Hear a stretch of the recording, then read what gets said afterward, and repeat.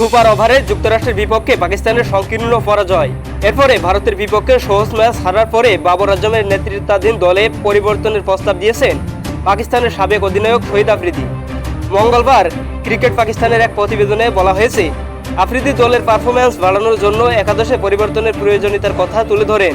বিসিসির এক কলামে আফ্রিদি লেখেন, আমি মনে করি এখনই সময় গ্যারি কারেস্টেন এবং বাবর আজমের কিছু পরিবর্তন করার।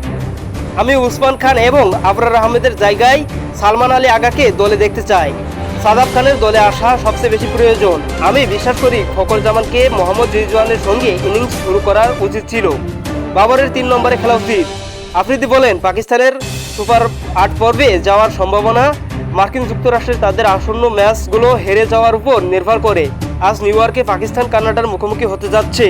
আমি এই ম্যাচে জয়ের জন্য আশাবাদী। আফ্রিদি বলেন, কিছু কঠিন কথা থাকে, তবে আমাদের মনে রাখা দরকার যে এখনও আশা রয়েছে। পাকিস্তান এখনও টুর্নামেন্ট থেকে বাদ যায়নি। আইএসপি নিউজ স্পোর্টস ডেস্ক, আল জাবের।